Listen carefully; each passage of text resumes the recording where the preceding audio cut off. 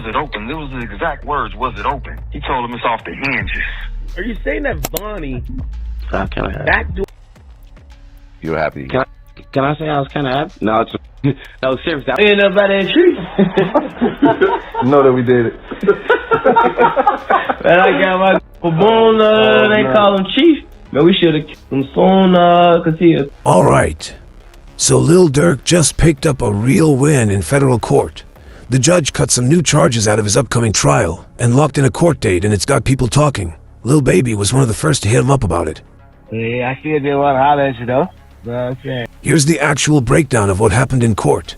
The judge presiding over Durk's case ruled that prosecutors can't bring in those new racketeering charges, the ones tied to a 2019 Atlanta case and a 2022 Chicago killing during the upcoming trial. That motion got granted, meaning Durk's team successfully got those charges separated out. On top of that, the judge confirmed all the co-defendants in this case will be tried together, with the trial now locked in for August 20th. Now here's the part people are sleeping on. This ruling means Durk is not going to trial right now for the deaths of Stephen Mack or FBG Cash. But don't get it twisted. Reports indicate the door isn't closed on those cases either. Prosecutors are expected to pursue charges tied to those killings separately once this trial wraps. And a big reason those charges got pulled out for now reportedly comes down to new evidence in the case. We'll get into that in a minute. But first, listen to what Durk's father had to say in Sybil walking out of that courtroom. Left the courthouse for the hearing with my son today. It went well. Alhamdulillah, everything went well. The judge favored us and ruled in our favor today and granted our motion. Alhamdulillah, man. The prosecutor tried to bring them bogus charges, but the judge severed those charges, and we're ready for trial now. At your speaker, I got Ike right here, I got Chucky right here, I got Mando right here. Who you want me to get first? Who you want me to beat that? Hey, what you on, big bro? And alive every day. It was simple. Well, I asked about you. I'll be on you. You know that. What you got going? I'm working on EP. I'm feeling good. Feeling good. I just rock it on live. Like, literally, you gonna see that. Even Flacco had something to say about the ruling. They got Lil Durk in a hole for basically some BS. And right now we're gonna show the paperwork. They saying that he was caught with a cell phone, and basically that's not true. They trying to keep him in a hole, do a lot of things that they shouldn't be doing or whatever, but they trying to make a point because they saying that me and him is privileged and we got so many things going on, and it's a lot of people. Flacco's not the only one hyped about this. Fans online are already saying if Durk beats this case, his first song out is going to break the internet. But while everybody's celebrating the RICO charges getting severed, there's a second win from that same court date that barely anyone's talking about, and it has to do with where Durk's actually being held. Laughing at Durk. Now it ain't funny.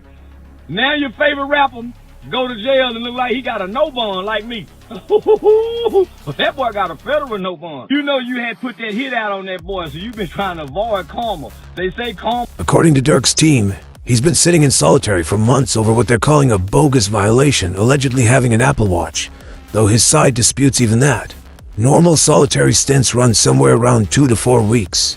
Durk's reportedly been in there way longer, and his lawyers just filed paperwork asking the court to either investigate the situation or move him to house arrest until trial starts in August. Sources close to the case believe there's a real shot he gets released before then, which would actually help his defense, giving him access to his legal team and the evidence they're building his case around. But to understand whether any of this holds up at trial, you have to look at what prosecutors say they actually have on him. So here's the piece of evidence. Prosecutors are leaning on hardest, the hiring angle. They're arguing Durk didn't just want revenge, he allegedly paid for it. And at the center of that claim is a photo, a selfie Durk posted back in 2022 showing $1 million in cash sitting on his bathroom counter. Now to irregular fans scrolling their feed, that's just a flex. But according to court filings, prosecutors say it's being used as proof of a bounty allegedly placed on Quando Rondo that same year. The filing claims Durk's associates used that photo to confirm to hitmen that the money was real before they allegedly flew out to Southern California to carry out the hit. It's a wild claim, and it's exactly the kind of evidence that could shape how a jury sees this whole case. The documents go even further, claiming not everyone involved wanted cash. Prosecutors allege one of the men accused of helping recruit others took a feature on a song instead of a payout. And investigators reportedly zeroed in on one detail. There's really only one person connected to this case wealthy enough to put up that kind of money. Even Charleston White couldn't resist weighing in once the news broke. OTF Vonnie, Kayvon Grant, and another guy, one of the shooters. So Vonnie, they said, was the guy who bought all the and arranged all the travel, and he was the orchestrator of this. Then they got this other guy, Keith Jones. He's one of the shooters. Well, both of those guys are off the indictment, suggesting that they have cooperated, taken pleas, but the new racketeering indictment bringing in stuff. But out of everything in this case, the toughest part for Durk's defense might be dealing with the people who used to be on his team, two men who allegedly flipped and gave prosecutors information that reportedly changed the direction of this whole case. I'm going to give you this. It's a back door and I got all the pieces. That's all I'm going to tell you. As Durk asked Vonnie, is it open? Vonnie told him it's off the hinges. Wait.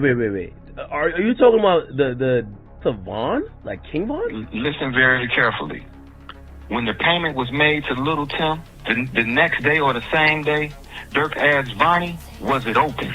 This is what he asked him. Was it open? Those were the exact words, was it open? He told him it's off the hinges. Are you saying that Vonnie backdoor King Vaughn? No way. That was right in there. You heard what I just said. Guess what? You need motive first, right? I got bankers.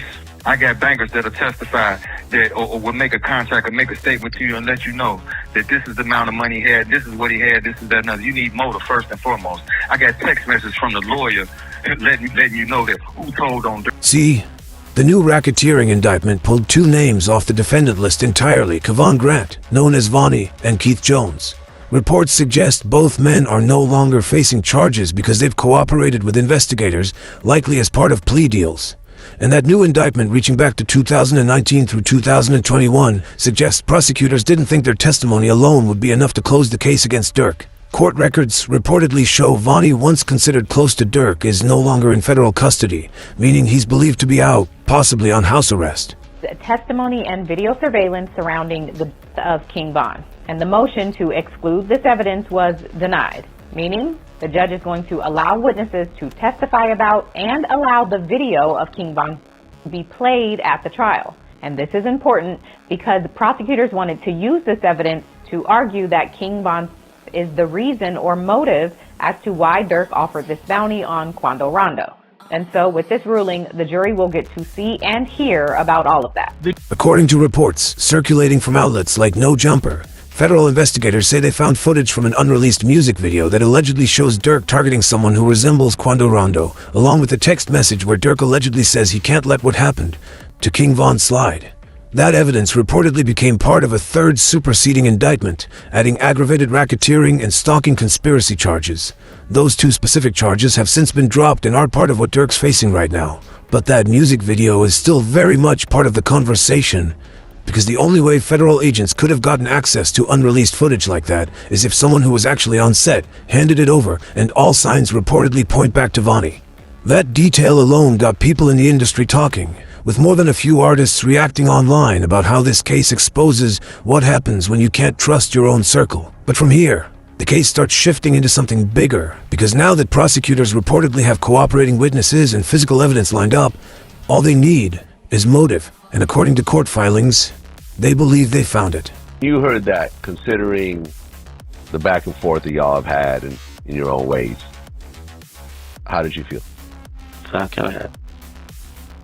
You were happy? Can I say I was kind of happy? No, no, seriously, I was though. It was fixed up. You know what I'm saying? Unfortunately, he did. But I was happy as when I found out Von was dead. I cooked for the whole day. For all the people out. When you looked at King Von getting, how did you feel? Considering the animosity between you guys up to that point. Like my real first action. Yeah. Thought. I was happy. You're happy. It starts with prosecutors asking the court for permission to show the jury actual footage connected to King Von's death, along with testimony about what happened that day. The defense reportedly tried to keep that evidence out. The judge denied that request, meaning jurors at Durk's trial will be allowed to see and hear about what happened to King Von. And that ruling matters, because prosecutors are expected to argue that Von's death is the entire reason behind the alleged bounty on Quando Rondo. So why let a jury see footage like that? Reports point to two reasons, and the first one is honestly hard to sit with.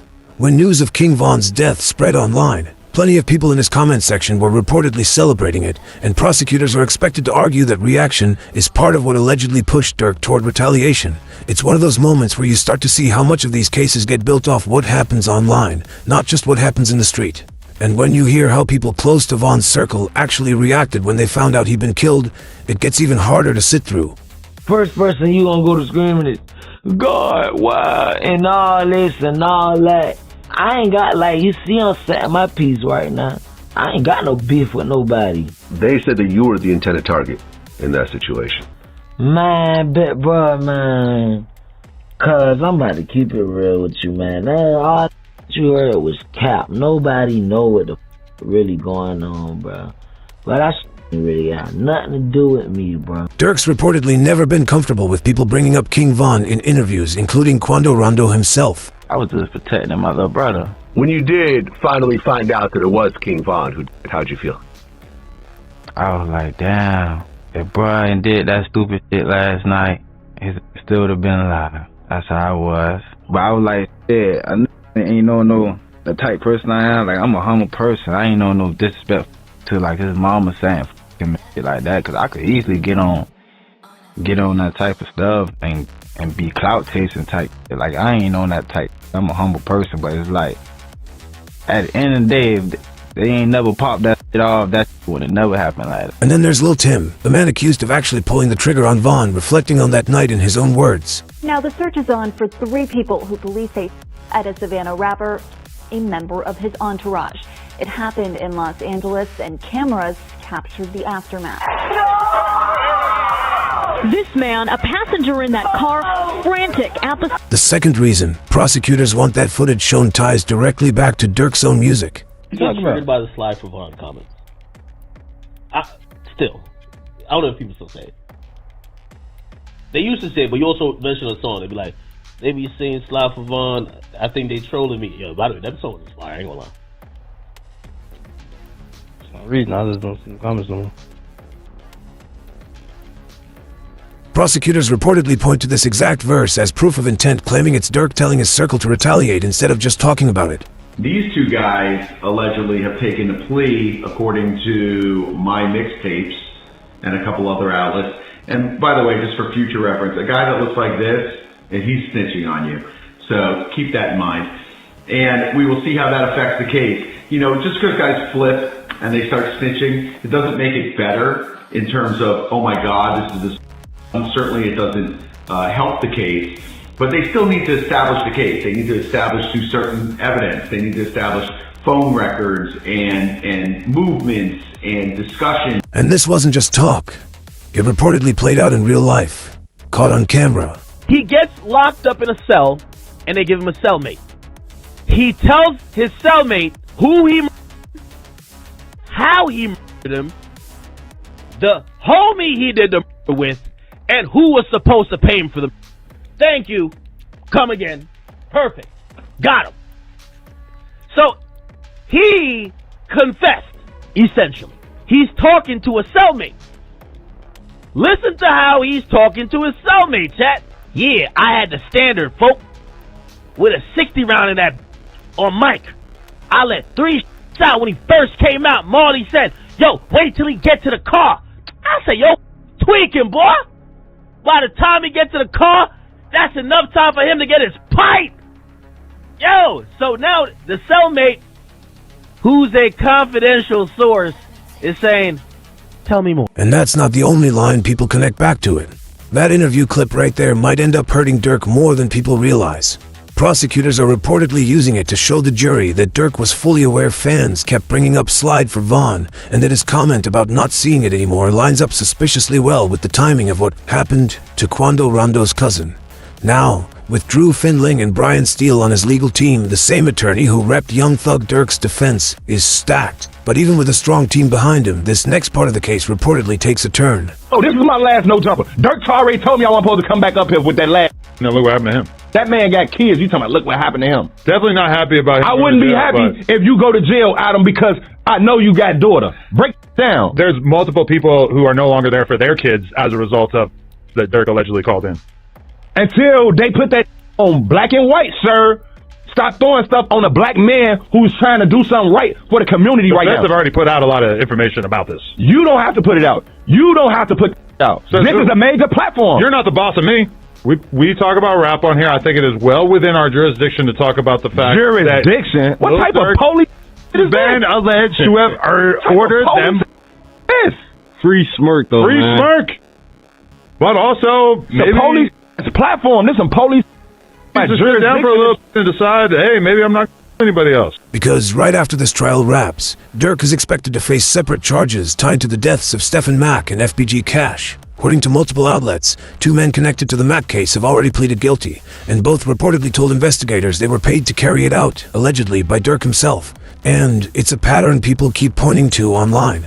Once someone in these cases starts cooperating, the story usually starts moving fast. Have your for them, you better have your gun for me.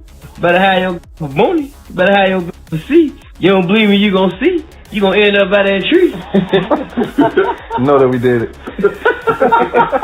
And I got my gun for Boone, they call him Chief. Man, we should have killed him soon, cause he... Investigators believe the Mack killing was retaliation for the death of Durk's brother, D-Thang. And according to reports, the man accused of carrying it out ended up caught in a setup placed in a cell next to someone who turned out to be a federal informant. That's the moment the informant sitting across from him, quietly recording everything, pushes for even more detail.